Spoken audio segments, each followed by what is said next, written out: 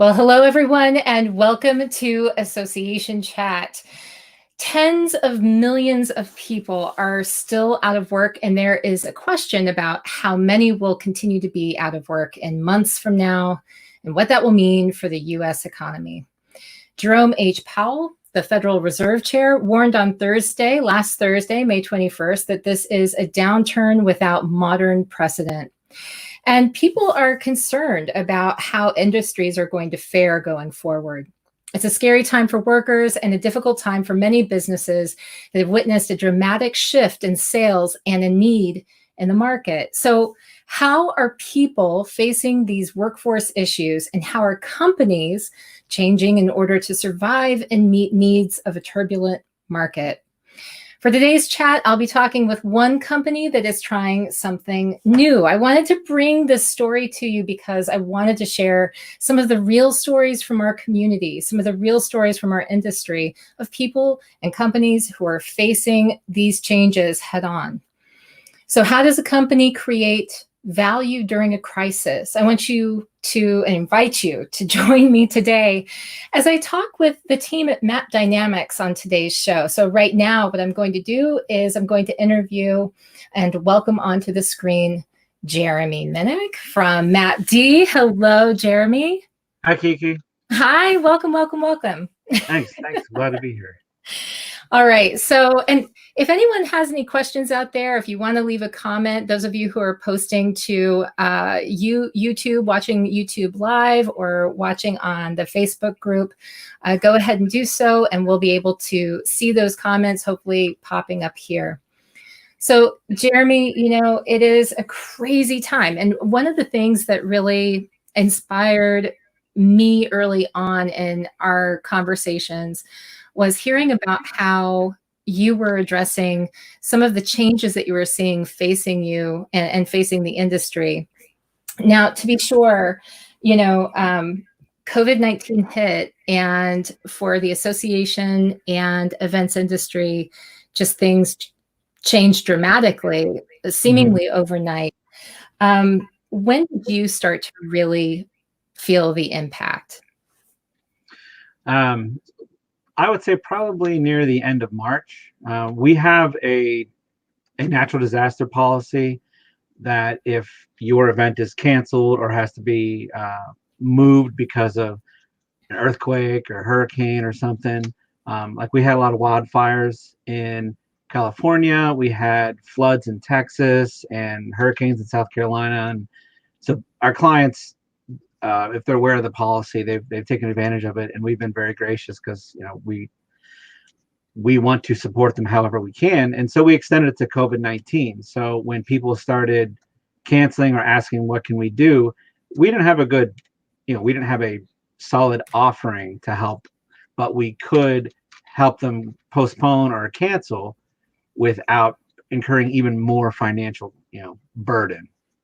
Yeah. And I know that you were probably talking with a lot of different people who were coming to you and saying, what should we do? They were probably asking a lot of questions, even beyond the questions about their work with you, but like, how do we deal with our virtual event? How do we deal with these changes?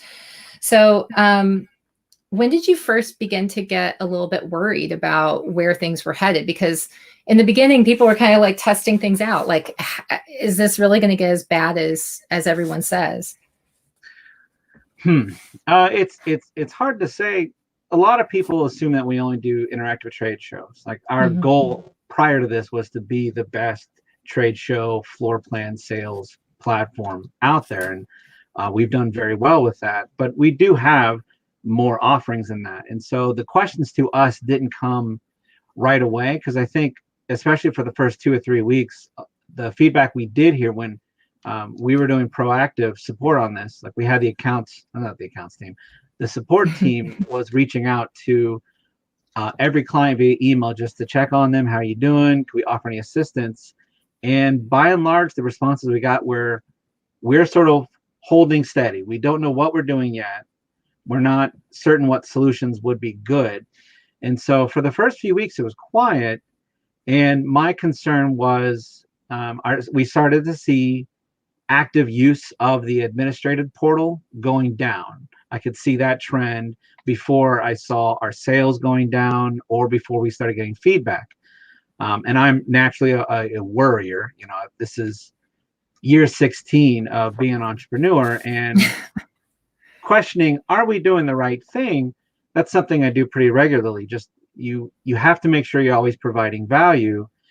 And in uncertain times, there aren't really consistent, reliable measures to say, oh, well, this is happening, so obviously we need to do this.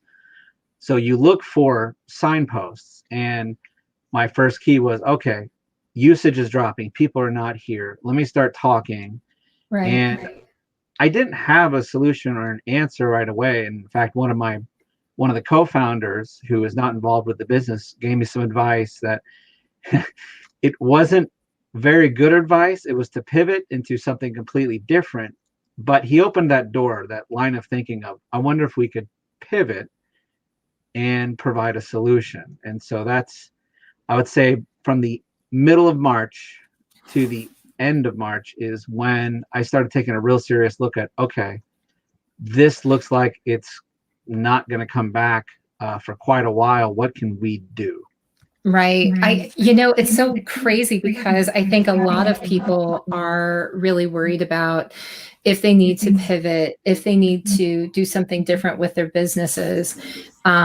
We know that because we know that there is such a huge amount of small businesses and medium-sized business and even large businesses that are being impacted by the issues with the economy right now. And so, I imagine a lot of people are asking those questions. I imagine some people who are listening to this right now, or maybe listening to this later, are wondering if they need to be pivoting, if they need to be looking at new ways to reach out to folks.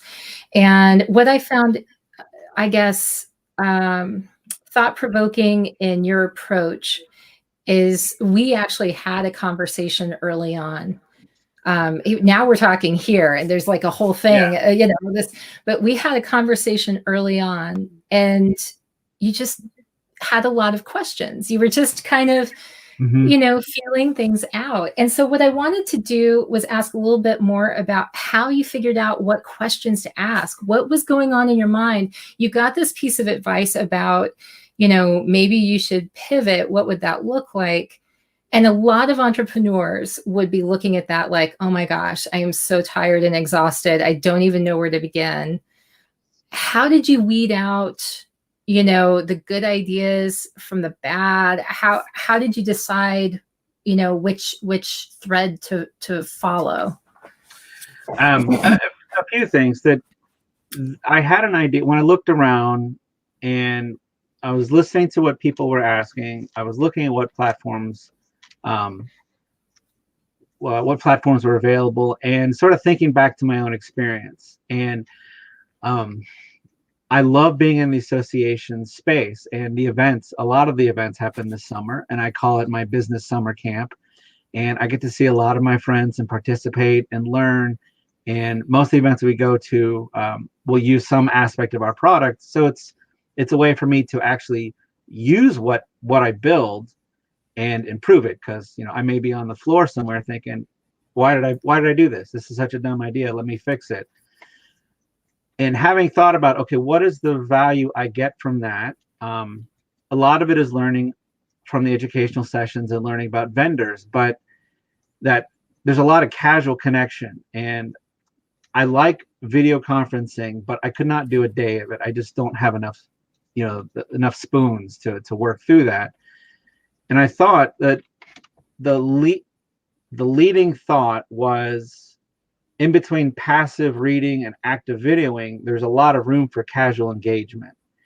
And as far as a pivot goes, leading with this idea, how could we implement a casual engagement model into what we do well? Because if we're going to pivot, it's got to be to something that I know we could succeed at.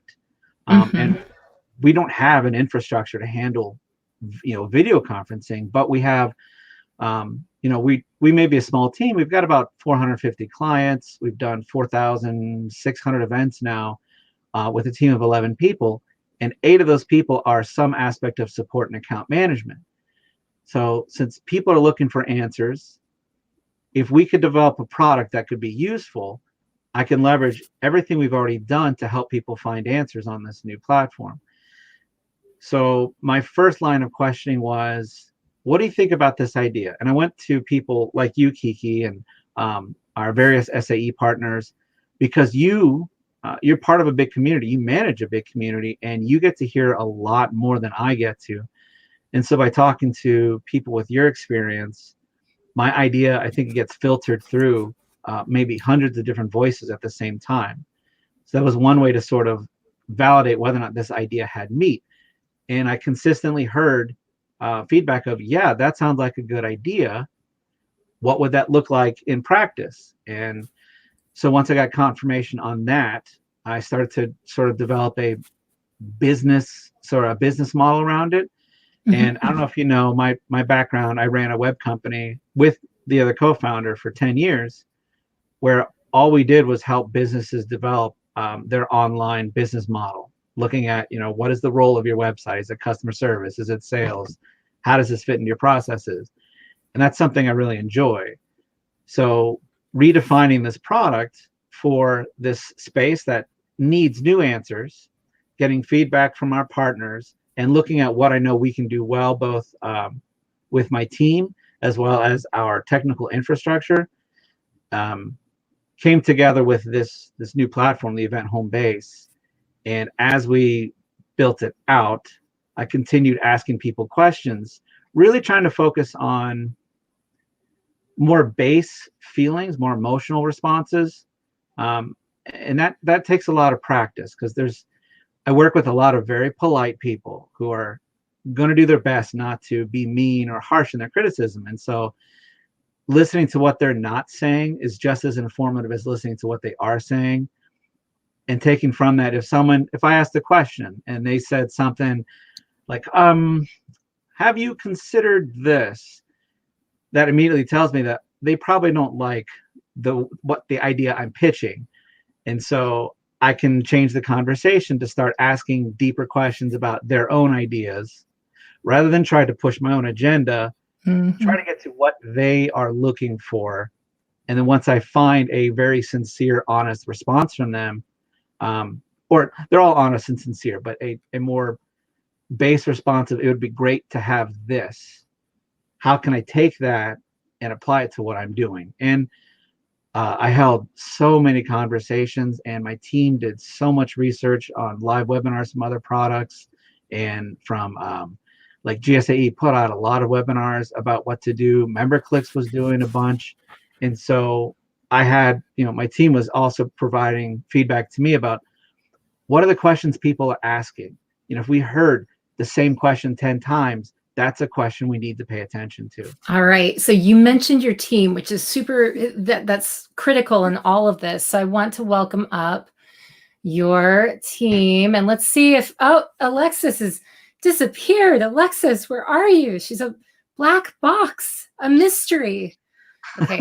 I'm gonna leave that there in case Alexis comes back.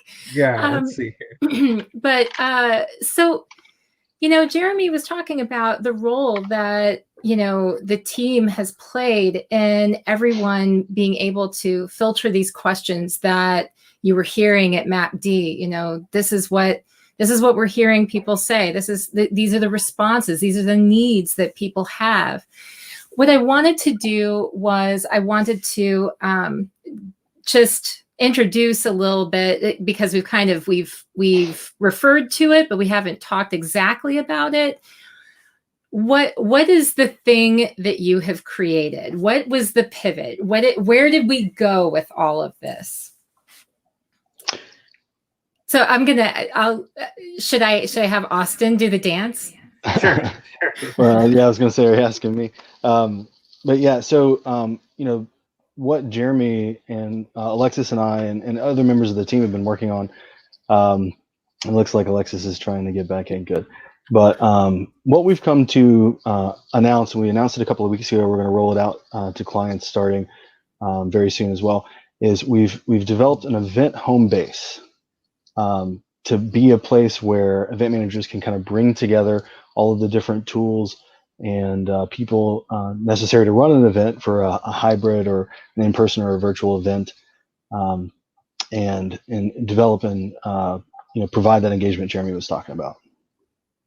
I love that. And so when you were asking the questions, Jeremy, in the beginning, and you were pulling together this information, how did you go to your team?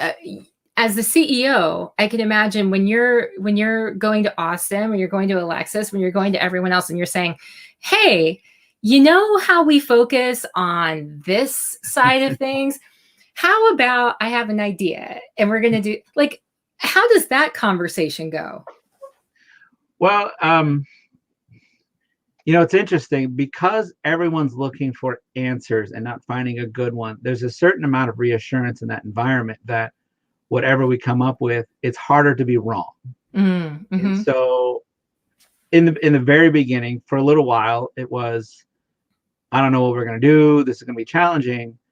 And once, honestly, the first person that gave me some really positive feedback on this idea, it was probably on the same day, but Wendy Kavanaugh and Russ Webb, and I'm not trying to name drop. I'm so grateful that they treat me. I mean, they're a peer, and they listened to this idea, and they're like, "Yeah, that sounds really great," and that gave me so much hope. So when I went back to the team, I try to be very open and communicative about everything. A long time ago, I learned you don't ever want a bad thing to be a surprise. Mm-hmm. And you have to take sort of a measured approach to that, because sometimes bad things can, even though it's good to be honest and upfront about things, it can create, concern or panic. So it has to be balanced, of course. But near the end of March, I put together a document that listed every challenge that we're facing, why it's a challenge, and what we're doing in response. And that's my general approach, and has been, and for years. And so I think that has garnered a lot of trust, that if my team, if I think this is worth pursuing, it's a lot easier to get trust from them, because I've always been honest and open with them about what we're doing. And it didn't feel like quite a departure. It was taking the existing tools we had. We had very great tools for vendors and speakers and things like that, but we didn't have a very good engagement model, because our product previously was just a resource as part of the event, not really the host of the event. So this was an extension of what we're already doing, and not a true pivot to something completely different. It's the next generation, I would say. And everyone did respond very positively about it. And when we started sort of having a design, an actual look, and a real thing, that's when people started to believe and get really excited about it. So Alexis has been able to join on, and I'm so excited. So I had Austin do the dance of telling us what the new focus for Map Dynamics is, and then Jeremy was explaining about how he was using the feedback he was getting from customers, the feedback he was getting from asking questions. Alexis, I want to ask you directly, since I have you here. How has this changed your focus for MACD? So, here we are. I don't know that. Here we are. My Alexa answered. Thank you, Alexa. Stop. How, technology. how in the middle of all of this COVID-19 craziness that we've been living through, a lot of uncertainty for sure. It's very bizarre. And now you're shifting your focus a little bit. How has what you do with MapD changed since this has unfolded? Well, or has it? It has changed a little bit. So we've always, the MAPD team has always been active in association education. And that's one of the things I loved about the company when I decided to join the team, because I do have an association background. And so, we're still active in those conversations. And while we can't go to the conferences and trade shows, I've been the one to kind of spearhead our efforts to be a part of those conversations about events going virtual. And so that's something that I get to bring the whole team, and that I get to bring the clients that I work with. And so, it's usually, we've been working with trade shows for so long, it's now I get to be a resource to the clients that we work with. And it's frankly, as someone with an association background, I'm really enjoying it. And I'm thankful for the opportunity that I have to be helpful. I want to say everyone's been giving a lot of great comments over here. I wanted to give a little love. This user, and sorry, Facebook user, I can't see because you have to grant permission, yada, yada. But Jeremy and the MAPD team are such good listeners. They ask meaningful questions and really care about the answers. Part of what I've always found has made their approach different. And then you had mentioned Russ earlier, Jeremy, and Russ wrote in from YouTube. MAPDs always listen to their customers, so this is not a surprise. So lucky to be a MAPD partner. Then Alexis, this was fascinating. We have Erin Hall who wrote, it's nice to give Alexa a question. Alexa, stop. I've never answer. heard that before. Association Chat truly is the source for association news and trends. I'm actually turning her off right now. Okay. Yes. Well, not off. Just shh. Okay. So, it is a fascinating time to be going through these changes, to be shifting, to be communicating with yourself, with each other, and with your clients about a new offering, and trying always to be open to the feedback. So where are things right now? Where are you in the process? I'm going to give this to Jeremy, and then Austin and Alexis, help them out if you feel like you hear something that you can add on to. So we've got the base foundation built. Our first live event is actually running right now, and we're in the process of polishing up the remaining tools like the chat, going through moderation models, and really exploring. Part of the development process that I adopt is how can we make this as easy as possible with as few steps as possible. Just in general, the easier something is to use, the better. And part of that is figuring out what decisions can be made without having to ask. For instance, you've got attendees logging in, and exhibitors logging in, and speakers logging in. And how do we make sure that there are permissions? Like, you don't want attendees just randomly communicating to other attendees without their permission, but you do want to open up the chat for attendees to reach out to vendors. And so making sure the system is smart enough to understand all these different roles and account for that is it's a good sign that we're nearing the end of this. You can see an example of a bunch of our events in this new platform. And we're getting a lot more feature requests now, and a lot of great feedback. So we're looking to launch it fully by the end of this month. That's so exciting. I mean, I'm really, really excited to hear about that, because I do remember some of those early conversations, and, seeing people struggle with the fear that is present.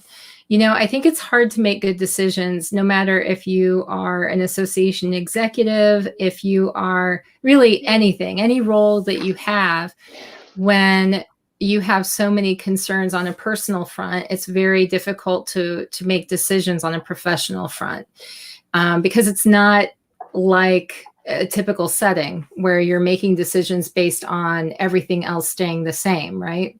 Yeah. So because of that, I imagine that it adds a particular, pressure, more pressure than usual, in trying to think through and make sure that you're asking not just the right questions, but identifying which questions and are maybe dangerous territory. How do you know if you're going too far into the weeds? How do you know if you're chasing the wrong trail? When people ask for additional features or provide suggestions, how do you know when you need to tune them out versus embrace them? Okay. So there's a lot. Well, the thing is, right now we're in sort of because so many people are looking for answers, I feel like we're back in sort of the Wild West of providing solutions. There isn't a tried and true path to follow, which on one hand makes it harder, but on the other hand, back to what I mentioned earlier, it's a little reassuring because we're not facing the exact same thing. We're all in different boats, but in the same storm, and so if we were to fail, it would be acceptable.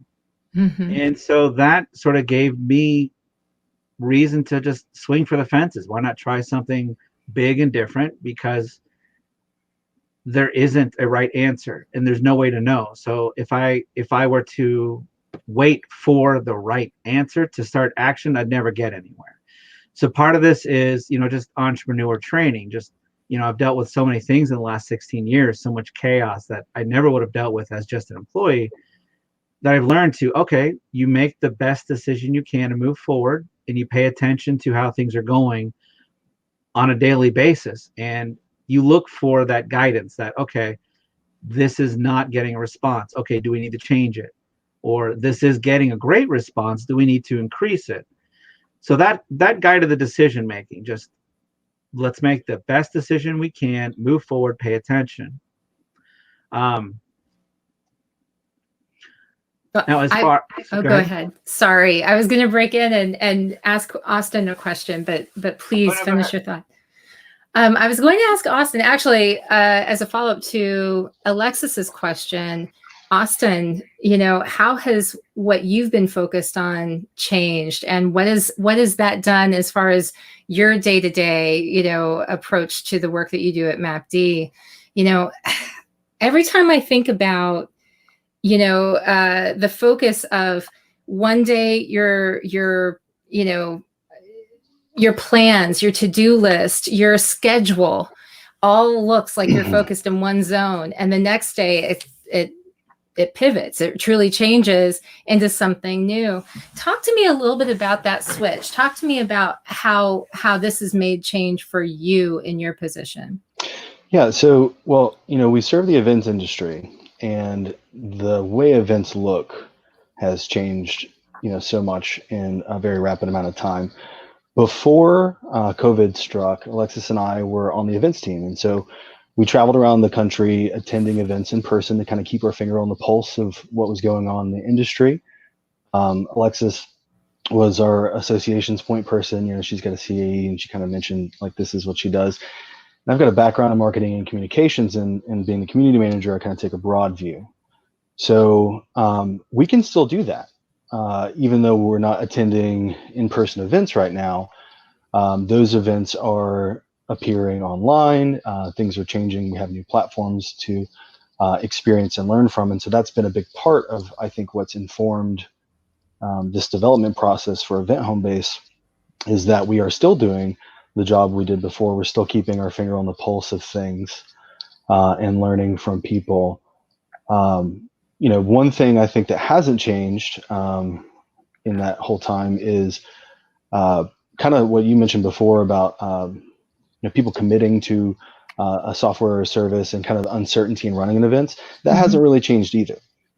That was true when people were running in-person events, making sure you get a good return on investment, making sure things are successful, making sure people are happy. All of these were considerations that existed before and they exist now. And we still, at Map Dynamics, we have an accounts model. So, from the beginning, when you have questions about our product and how to do this, through the setup and execution of your event, you've got a dedicated person that you can reach out to support you through all of that. So we're still doing some of that kind of work too. So in a lot of ways, our jobs have changed a lot. But in a lot of ways, they're also still very similar to what we were doing before. Okay. Well, so what's the most exciting thing about these changes? Because there can be excitement involved. Yes, it's stressful, but there's also the promise of something new. There's also the hope of something being better. So, Alexis, what do you think is maybe the silver lining, I guess, in a lot of this?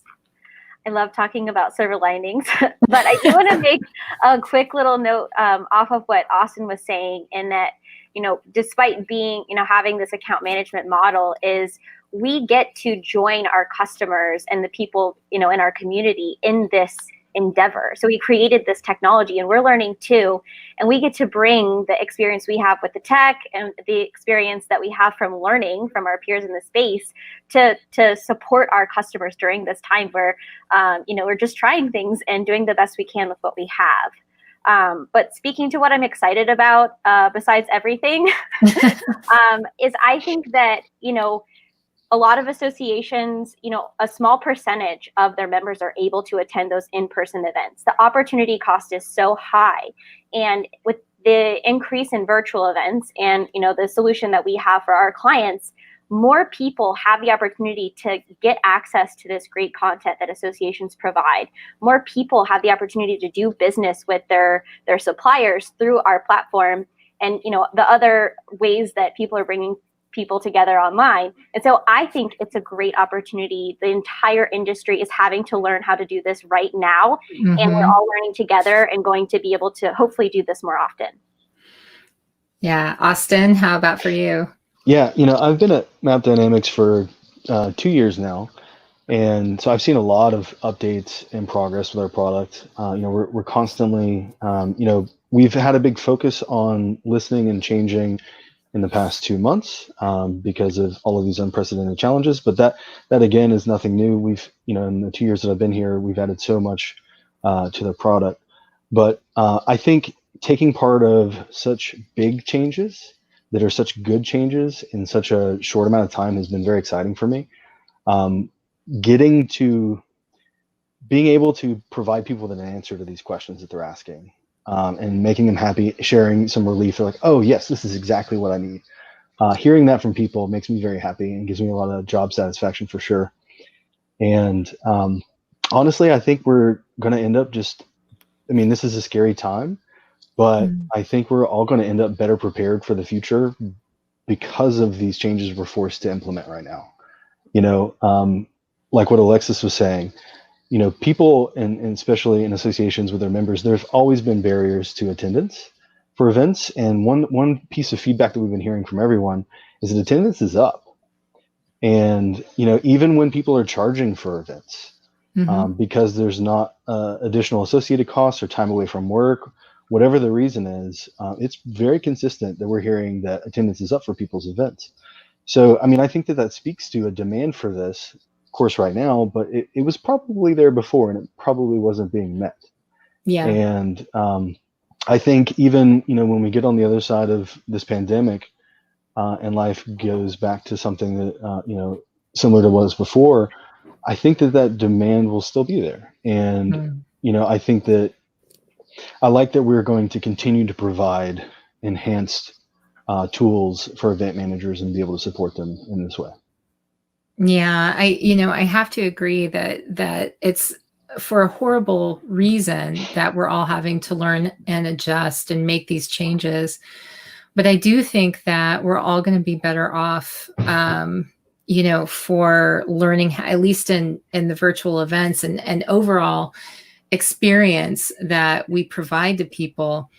I think we can't help but get better at the way that we do our virtual events, the way that we bring people together online. Some of these things that we're running into, you wonder, why didn't we have these things before? Why didn't we think about it this way before? Because it's not a question of, do we have the technology or the capability? It's just a question of what's the best way to do it. And again, we come back to, well, nobody had to ask the questions, nobody had to dig into how to make it better because there weren't that many people. We didn't have as many people who needed the same thing. I don't want to take us down a negative path, but I do want to acknowledge that I was listening to a masterclass with Robin Roberts this morning. Robin, how do you say? Yeah, Robin Roberts. And she was talking about making your mess your message. And I was thinking about what that means for the coronavirus and now, and for businesses and now. There are so many people in associations and especially in the meetings industry who are struggling, who are either without their current job or worried about how much longer they're going to have their current job.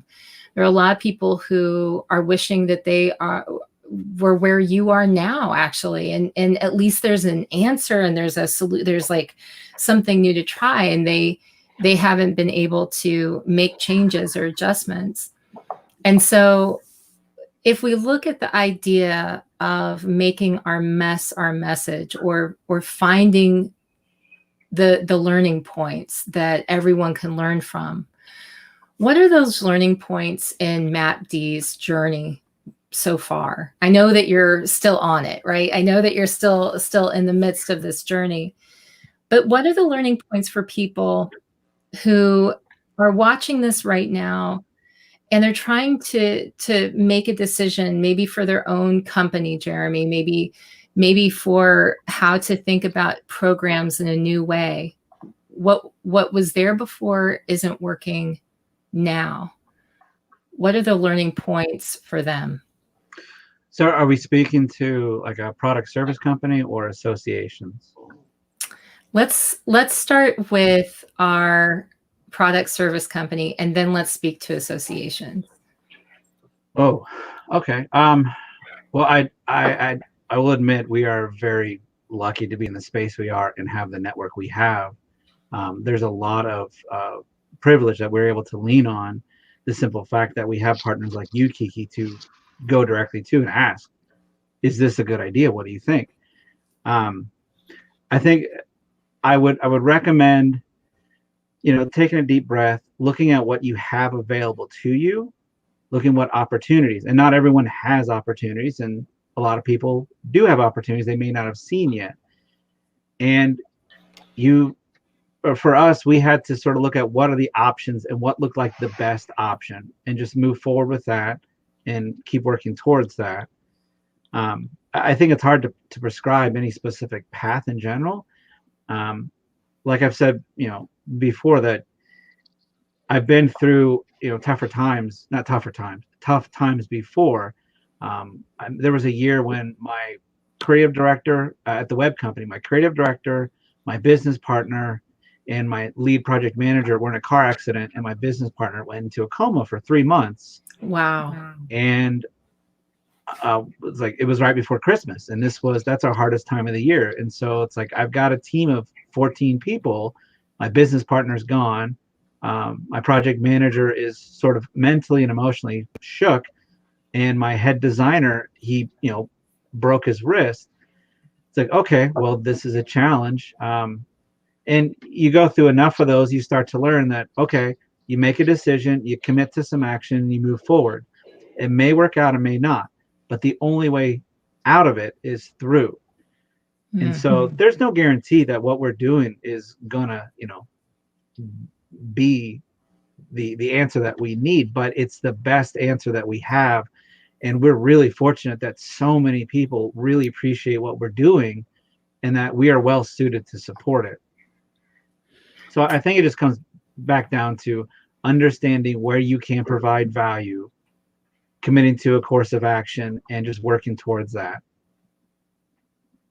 I love that. Any thoughts, Austin and Alexis? Yeah. I mean, I've just been I'm going to just kind of lay it on Jeremy for a bit, but I've just been very thankful to work at a company like Matt D with Jeremy's leadership. And I know that sounds really cheesy, but it's been a very scary time for a lot of people. And having a calm, collected approach and a steady kind of guide through everything has been very reassuring. And we just stayed focused and worked. I mean, we've worked a lot. in the past couple of months, and that's had its own challenges. But I think if you're in a position, and I know that we've been very fortunate too, but if you can give people, say you're in a products and services company, if you can give people space to operate, but keep everybody focused going forward. I mean, that's really like all that I could ever ask with leadership. And then having a good team and a good culture like we have here. And then this is stuff that you can't just implement like at the drop of a hat because a pandemic happens. But maybe it's a good reason why you should always practice like you play or like you want to play. Because when things got challenging, I felt like we were in a good place where everybody could stay focused and work on these solutions. Yeah, it's so fascinating to even look back now and remember where things were when we were beginning to hear these stories filter in and started to say, I wonder if this is really going to have an impact. I wonder if it's really going to affect the United States and of course, large gatherings that impact. If you're in the association industry, that that's going to have a huge impact. And I think looking back, I want to hang out. Yeah, right. Hang out and have fun with their friends. Right. At the American Society of Association Executives, I know that they would always joke that ASAE stands for always standing, always eating, because you're always. But it's yes. I think back to how things were. Everything was ramping up, and I knew that things were dramatically shifting when I sent out an email and I got the out of office responses, and there were much fewer than ever before. That like I had never sent out, from the beginning of sending out email messages, I had never sent out an email and got so few out of offices, because everyone's always traveling, right, in the association industry. And then after that, I started seeing where people were furloughed or no longer working for certain companies, and all having to do primarily with destinations and events. And it's been sad and heartbreaking, really, to look and see how so many people have been affected, are going to be affected, or are, there's still a lot of a big question mark hanging over all of us, really, as far as what's going to happen with the economy. And so I don't say that to rain on anyone's parade. It's all just, something we know when we wake up each morning right now. But I think conversations like this help us get closer to an answer, and how we can help each other to learn as we're going along in addressing these new needs that we have in the sort of the new world that we're living in. Yeah. Any comments on that? Sorry. It's like, I think the best one is Aaron's comment here. Yeah, I need a real cheers with the Beer Brothers. Definitely been in lots more happy hours these days. Yeah, right. So I want to put up this post. It's a comment, but it's a longer comment. And frankly, I'm not sure how it's going to show up on the screen when I post it, but let me try. All right. I think as we muddle through this, the organizations that will succeed will be not only the ones who make their mess their message, but will be open to brainstorming candidly about what might have been their competitors pre-COVID, about their messes and how they're navigating their events, whether face-to-face, hybrid, or tribrid, meaning the event at a location, but say stream it through the hotel rooms, hotel channel, and TVs in the restaurant, and other less public spaces on site. Ooh, fascinating. I see in this brainstorming candidly with what might have been their competitors pre-COVID, that whole question about partnership, of looking at collaborations. What have you seen in the space? What have you been collaborating with folks that might have been competitors? Has that happened yet, or is there potential of it happening? So our direct competitors, we have a policy in the office: never talk badly about our competitors. We've always maintained an open door. There hasn't been any new or different conversations with our direct competitors, but people that we work with, like a lot of the AMSs, we've been talking to them about ways that we can work together. I've got a friend that works in corporate sales for Zoom that we've been talking. I'd like to get in front of her to see how we can support what they do.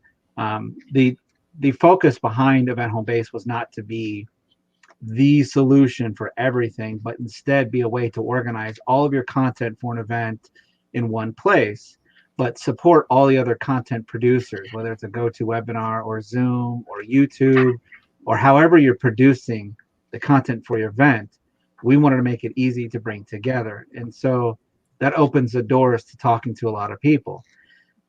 The other side of that is, though, everyone's dealing with this. And you had asked before about how do I know when to turn down a feature request.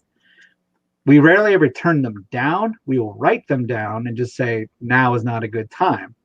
And that's a pretty consistent answer we're getting from partners is, now's not the best time to talk about, like from my portion of the work where it's programming, it's a lot of labor. It's not just, hey, let's work together. It's, hey, let's build a program that talks to your program.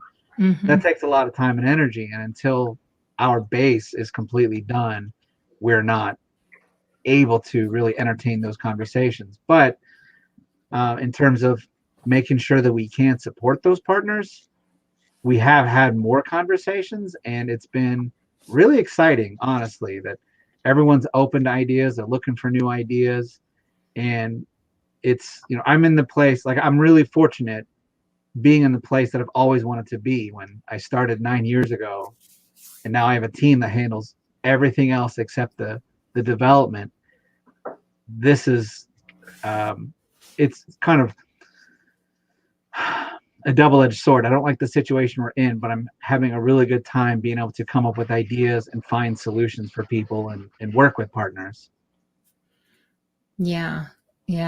I think that it is a fascinating thing to see how these solutions are coming together just in the short amount of time, where people have had to become more inventive with the way that they're approaching their virtual conferences. How much have we learned in such a short amount of time? It's really unbelievable. Associations are I mean, I am seeing such creative responses, trying new things. I've been jumping into virtual events and seeing how they're trying new interactive ways to engage. But, there has been the hangups in process, the hangups in how people are collaborating with all of the moving pieces, where normally, you would be able to be on site and navigating things. To try to navigate so many moving pieces, more complicated virtual events online, it has been just extremely difficult. I know at the beginning, it was a question of, is there really a need there for what I want to create, what I think there might be a need for? What have you heard or discovered since our earlier discussions that maybe surprised you about what people really do need in virtual events that you didn't think about in the beginning?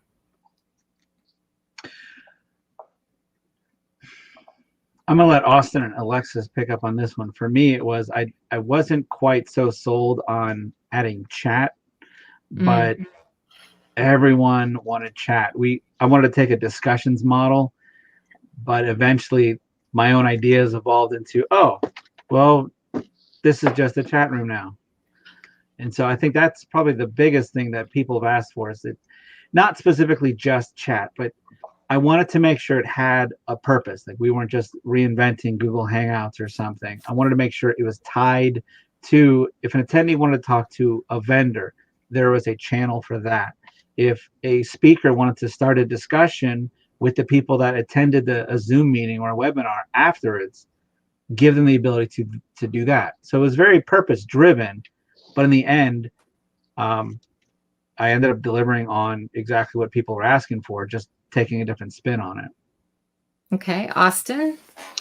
Yeah, I mean, I think the number one thing that we heard from clients and people was the need for attendees to be able to engage in meaningful ways. And whether that's in chat or some other way, that can take a lot of shapes and forms. The biggest surprise for me, I think, has been how it's split down the middle and what's like meaningful for some virtual stuff. Because there are a lot of programs out there that provide, very very interesting, very elaborate 3D or virtual experiences for things. And some people really like that and they really want to see that. But for others, what we're putting together with Event Homebase was exactly what they were looking for. And it was, very pleasant surprise to see so many people be so happy with, what we're putting together after all of the work that we've put together, which has been really great. I think that with combining chat and discussions, giving people a passive way to engage that's more familiar. So, it's not just contained to a live stream chat that's over when the live stream ends. It's not just contained to one element or another element of the live stream, something where people can speak directly to attendees, directly to speakers or sponsors, even if they want to know more about what the sponsor is providing, or just engage in hosted discussions or something publicly. It has more of a feel of a real event, and I think it just serves to enhance all the other virtual things that people might be pulling together, like live streams. So it shouldn't be a surprise that people like what we are putting together, but it's still really nice when people are like, perfect, this is what we need. Yeah. A lot better than, you know what? I don't think it's not really my, yeah. No, for sure. Alexis, did you have anything to add to that? Just that there are plenty of other options out there. And I think that Jeremy put together a really great program to support our customers and the needs we were hearing. And I really do feel proud of what we put together and how we came across to do that. And again, it's so exciting when you're in a demo with somebody like, this is amazing. This is just what I need. And so, it's starting to finally come together. Okay. So, we're reaching the end of our time together today. And I, of course, want to find out, your prediction for where things go next. But I want to also find out where people can find out more about all of this. Where should they go? What should they? I do have a little bit.ly link for everyone if you want to check that out. But I also think that, so there's your Map Dynamics bit.ly link in case it's too difficult to type it into your browser. But are there other resources or things that you would like to point people to if they want to find out more information? Who should they talk to? Well, Alexis and Austin are one half of the accounts team. If you reach out to our website using the contact form, one of them will reach back out to you. And if it's depending on what industry you're in, sometimes you'll get someone who focuses more on that. I know, Alexis has been working with a lot of apartment associations and went to their association executives roundtable. So when they call in, we try to direct them to Alexis, who has the most information. But our website, we try to keep it up to date with as much information, and we're very open and upfront about information, especially our pricing. But beyond that, all the account reps have been, they're just as a model, we try to be very helpful and answer your questions because we want you to feel like we're a good fit. We don't push on this sale because if you're not happy long term, we're going to lose you, and we all would have wasted our time. So we entertain as many conversations as you need to have to find out if it's a good fit. I am so excited that I had a chance to talk with you today. I mean, I do believe that this is a really exciting story, an inspiring story at a time when, a lot of people feel sort of frozen and not sure about what steps to take to really see this creative, innovative process that you've been going through to try to uncover how to solve for new needs that are there in a shifting environment. It's just absolutely inspiring. So thank you so much for taking the time to join me today and to talk with everyone. Thanks, Kiki. It was Thanks for great. having us. Absolutely. All right. So I hope that all of you enjoyed this and had a wonderful time and learned from it, just like I did. I'm going to say bye, Austin. Bye, Alexis. Bye, Jeremy. Bye, Kiki. Bye. Thanks again. Thank you. And if you enjoyed it, please leave a comment, tweet, share, follow, do all of the things on social that will show us and let us know that you appreciate the programming that's coming out. Let us know what you would like to see more of. And if you want to hear more from Map D, Map Dynamics, we're so close, I can call him Map D. If you want to hear more from Map Dynamics, then also let us know in the comments and I'll make sure that you get connected with them. Look, we are all going through a great amount of change, and a lot of that change is going to feel uncomfortable. But if there's one thing we know, if we keep searching, if we keep looking for answers, we're going to be able to find some of those clues that are going to lead us on the right path. We just have to be open to it. We just have to face those things we fear. And with that, I want to say to remember to always keep learning. As Joseph Campbell once said, the cave you fear to enter holds the treasure you seek. So with that, have a great rest of the week, everyone.